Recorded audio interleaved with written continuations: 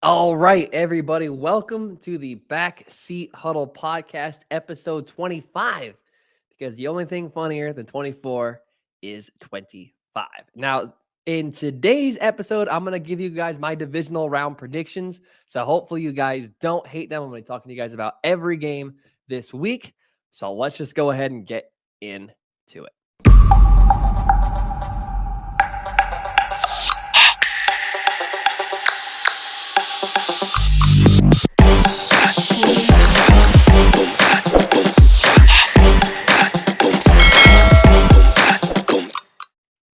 Okay, so I am going to go ahead, just because I like you guys, I'm going to go ahead and give you guys the goods first.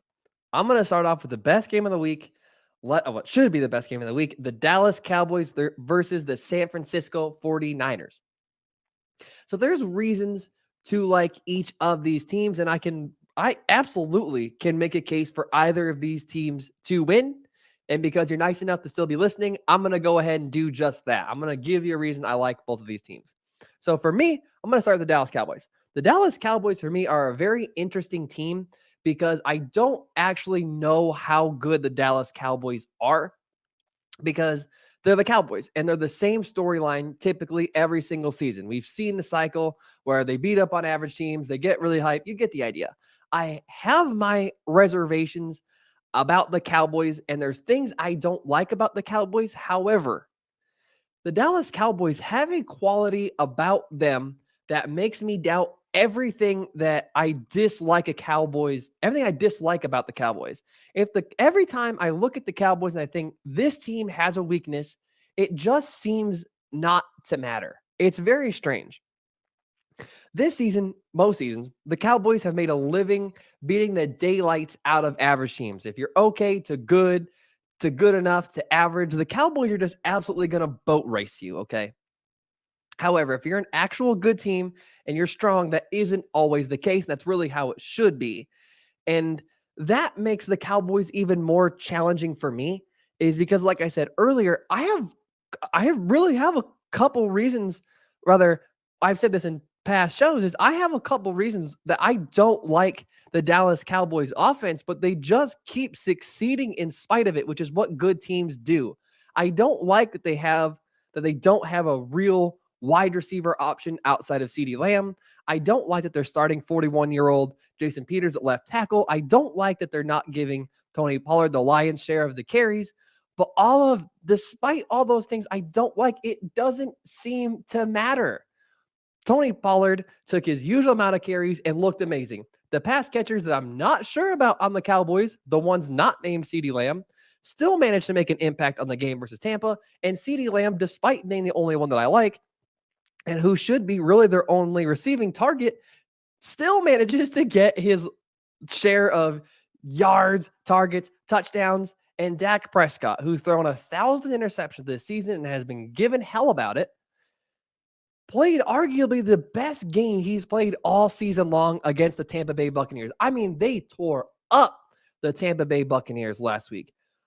What impressed me most about that game is their offensive line looked amazing. They handled every blitz extremely well. They took care of Vita Vea and Akeem Nicks.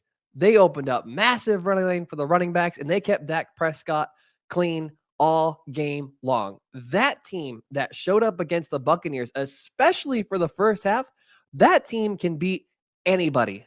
They played out of their minds, and they were unbelievable, to say the least. If that team shows up on Sunday, especially that offensive line, the Cowboys, if they can keep Dak Prescott clean, which is obviously a big if, that's their path to winning a game.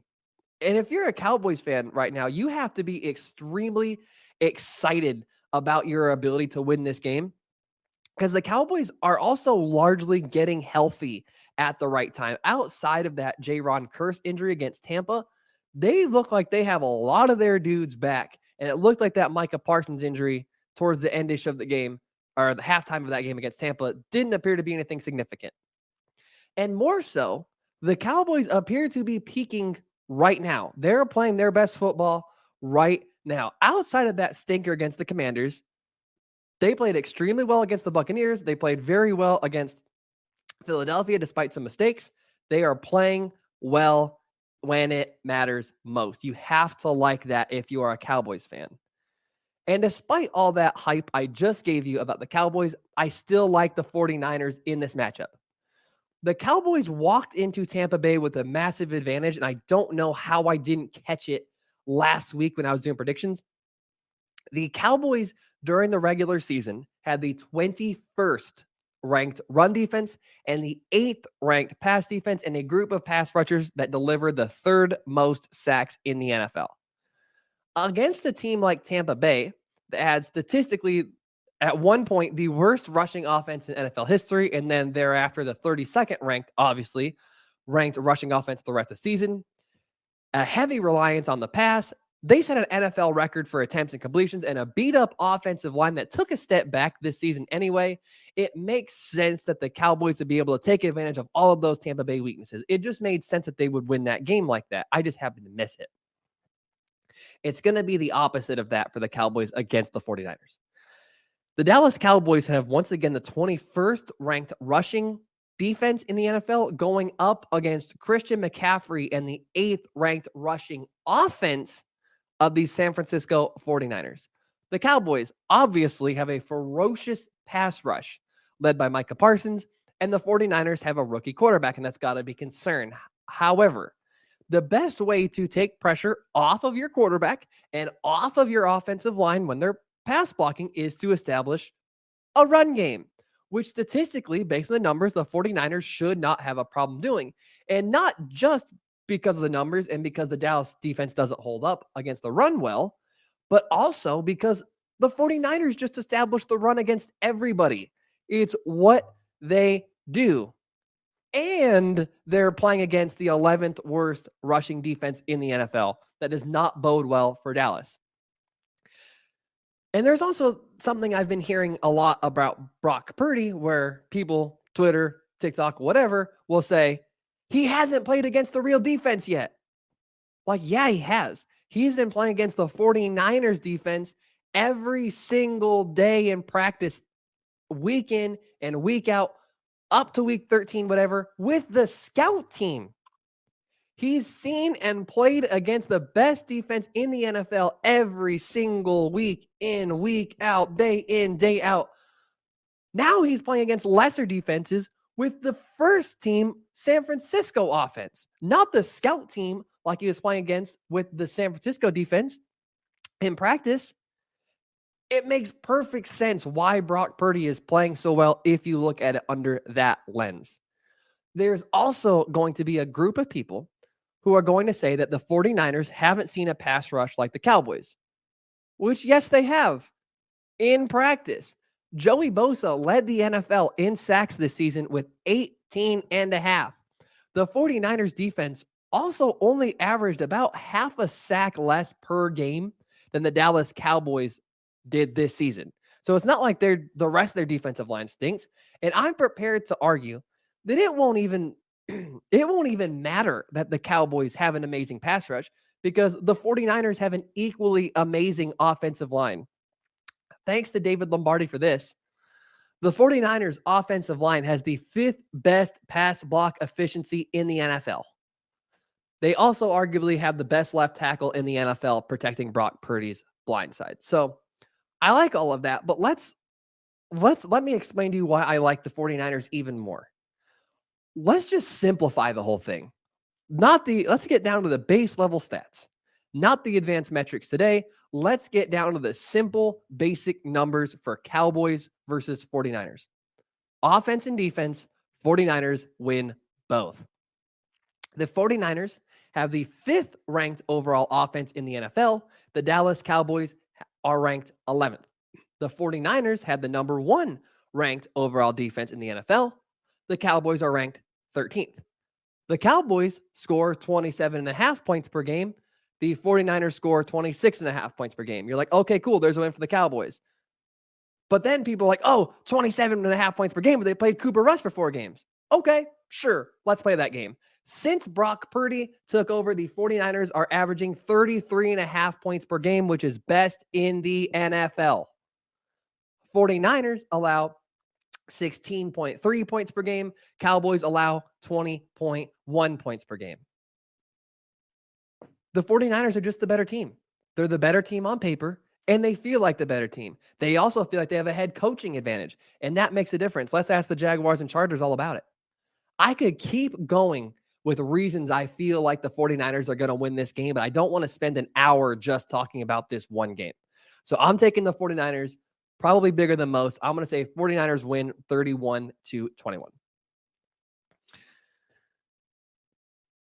Bills versus Bengals.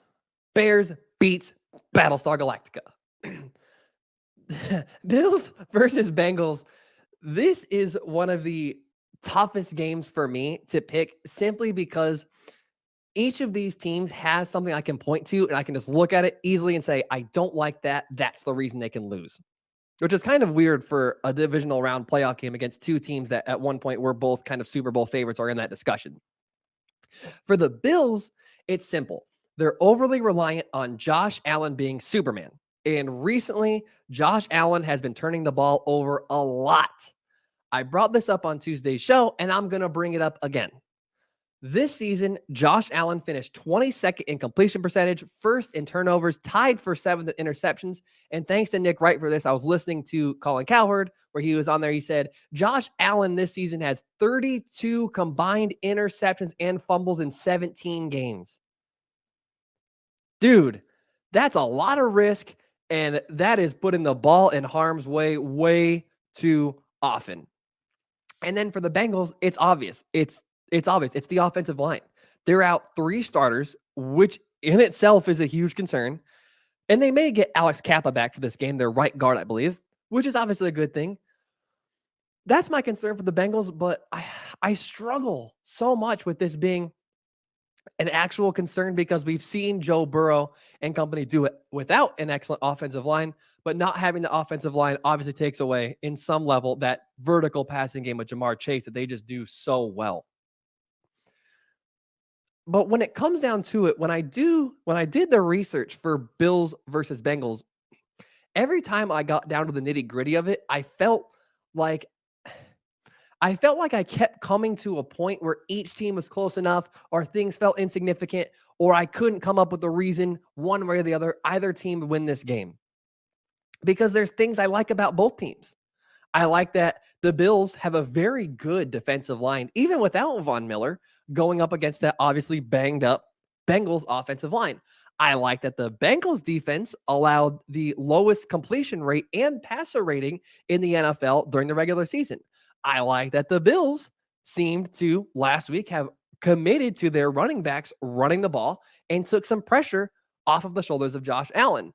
I like that the Bengals have the 5th best rushing defense in the NFL, which should force more of that pressure back on the Josh Allen, which plays into those defensive statistics I gave just a second ago, and also may perhaps force him, very likely, into more mistakes and to get careless with the football. And every single time I tried to make a case for either team based on the numbers and the figures and the statistics, I struggled. So I simplified it down to one thing: the quarterbacks. And I apologize to you listening to this if that's obtuse and if that's overly simple, but I don't know what to do with this game. I don't know who to pick. I don't know who I feel like is the better team. But I do know who I feel is the better quarterback and who I trust more right now. And that's Joe Burrow. When it comes down to it, I trust Joe Burrow right now more than I trust Josh Allen. Josh Allen has turnover issues. Joe Burrow doesn't.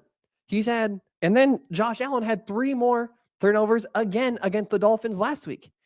And he's going into a game against the Bengals that own the 6th best turnover ratio in the NFL at +6.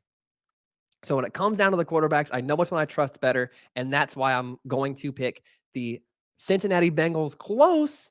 I'm going to say 28-24 Bengals win. Eagles versus Giants. This one seems like the easiest game of the week. This one very much feels like it should be an easy Eagles win. I understand people want to point at that game from a few weeks ago and say, oh, the Eagles could barely beat the Giants' second team. Get the hell out of here. Come on now. This Eagles team is clearly better than the Giants. The Giants should not feel all high and mighty about beating the fraudulent Vikings. Congratulations. You beat the team with the worst defense in the NFL and arguably the luckiest team in NFL history. The Giants are going from visiting the worst defense in the NFL to going to visit Lincoln Financial, where the Eagles have statistically the second best defense in the NFL, the most sacks in the NFL by a lot. And the Eagles are one of 4 teams in NFL history with 70 plus sacks and 70 or more sacks. And they have the NFL's third best turnover ratio. Name one thing you think the Giants do well that the Eagles don't do better. Quarterback, Eagles.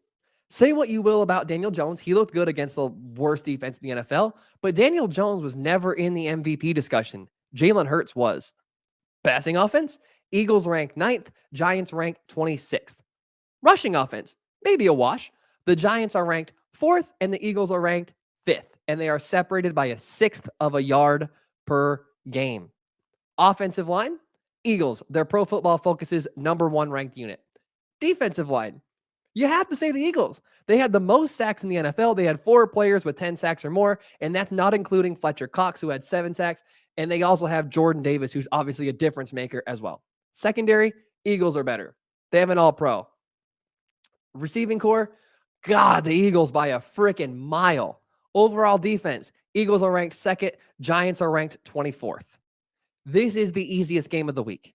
I cannot see a way that the Eagles lose this game unless it's just some divisional game weirdness. I like the Eagles a lot in this game. If it weren't for the fact this was a divisional game, I would make this a larger deficit or larger blowout than it is. I would think it would be not as close of a game as I'm going to predict, is what I'm trying to say. If this game weren't a divisional game, I would say it would be not this close. I'm going to say Eagles 28-21. And lastly, the Jaguars versus the Chiefs. I'm sorry if you're still listening that this is not my best analysis. I can't come up with the way the Jaguars are going to win this game. The Jaguars are a nice story, but I can't come up with a legitimate reason the Jaguars will win outside of some any given Sunday type of cliche. I didn't pick the Jaguars to beat the Chargers, and if the Chargers had a capable head coach / offensive coordinator, I don't think the Jaguars are playing against the Chiefs this week. And they won the game last week, but the signs are not great for them to win the game this week. I'm just going to give a couple reasons of why the Chiefs should win this game. Number one, the Chiefs are obviously coming off of a bye, and Andy Reid is 27-4 off of a bye. The Jaguars have the 27th ranked pass defense. They're a mess, and they're about to play against Patrick Mahomes. The Chiefs are at home. Conventional wisdom, okay, let's try to make a case for the Jaguars.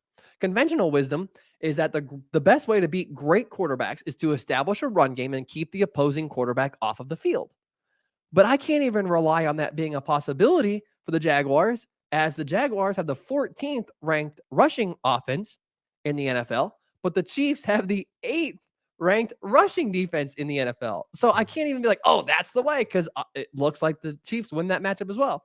Every time I try to come up with a way the Jaguars are going to win this game, I just can't. And then when all else fails, like I did with the Bengals and Bills, I look at the quarterbacks. Like, what's the matchup of the quarterbacks? Who do I like better at the quarterbacks? Even that answer is obvious. I just can't come up with a way that I think the Jaguars win this game. This one feels like it could be the blowout of the week, but I don't trust the Chiefs defense, their pass defense, so it could end up being a pretty close game. Either way, I'm picking the Chiefs 35-27. So that's it. That's my show. I will see you guys all next Tuesday. Take care, everybody.